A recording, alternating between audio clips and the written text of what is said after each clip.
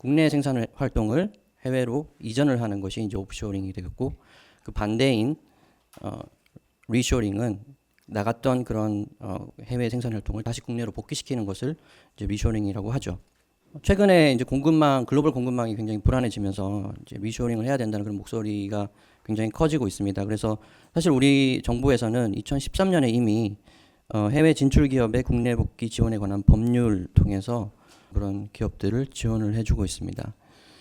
리쇼링 기업 같은 경우에 이번 기회에 리쇼링 투자를 한 기업은 다시 리쇼링을 할 확률은 39.7%, 유보 축소형 투자를 할 확률은 29.6%. 그래서 리쇼링 그리고 유보 축소를 합치면 약 70%를 상회하게 됩니다. 그러니까 이번 기회에 리쇼링을 한 기업은 다음 기회에도 리쇼링을 하거나 유보 축소형 투자를 할 확률이 가장 높았다.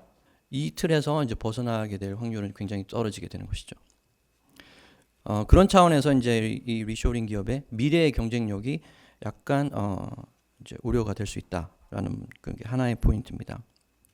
다음 그림 1을 보시면 투자 유형별로 나눈 기업들의 특징이 어떤 것들이 있느냐, 어떻게 비교가 될 수 있느냐를 보여주고 있는 건데요. 국내 리쇼링 기업들은 이제 상대적으로 규모가 작다라는 것을 다국적 기업 중에서 규모가 가장 작다라는 것을 확인할 수 있었고, 반대로 노동 집약적이고 자본 투자가 적었고 생산성이 낮은 편이고요. 그 다음에 이제 해외 자회사 수가 많다는 것은 그만큼 해외에서의 어떤 생산 경험이 풍부하다는 뜻인데 그 경험치가 낮았다. 그럼 실제로 이 기업들이 리쇼링 기업들이 국내에 돌아왔을 때 어떤 퍼포먼스를 보였느냐? 리쇼링 기업들이 매출액도 늘어나고요, 수출액, 수입액, 고용 다 늘어나는 것을 이제 확인할 수 있습니다. 리쇼링이라고 하는 것이 이미 국내에 투자를 했다라는 것이기 때문에 투자를 했으면 당연히 이제 양적 증가는 사실은 기정사실인 것이죠.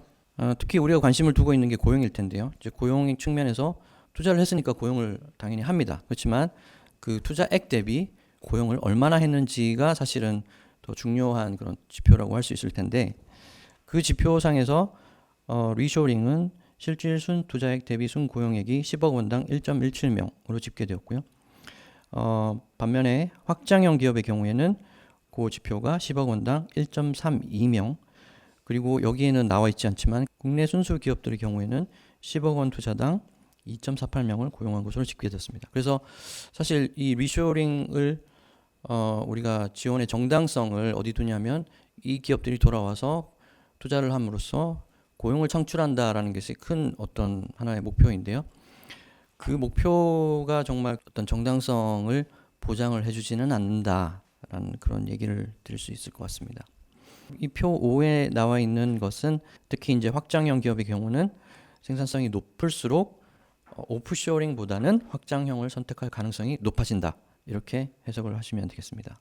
기업 외부 요인으로는 여기서 이제 굉장히 유의하게 나온 결과는 역시나 노동 비용에 관한 것이었습니다. 해외 노동 비용이 높아지면 아무래도 리쇼링을 할 확률이 가능성이 높아지고, 반대로 국내의 어떤 노동 비용이 높아지면 오프쇼링을 할 그런 가능성이 더 높아진다, 이렇게 볼 수가 있겠습니다.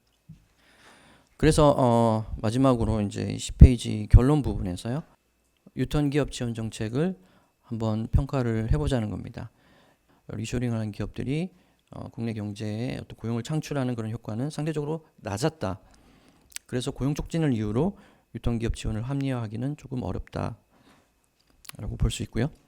그 다음에 글로벌 공급망이 불안정하기 때문에 국내 생산 기반을 둬야 된다라는 그런 주장이 있습니다. 일견 타당하지만요.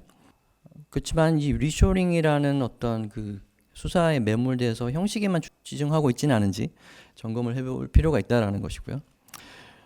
말하자면 국내 생산 기반 확보를 왜 꼭 해외 나간 우리 기업이 해외 공장을 철수하고 돌아와서 해야만 하는가?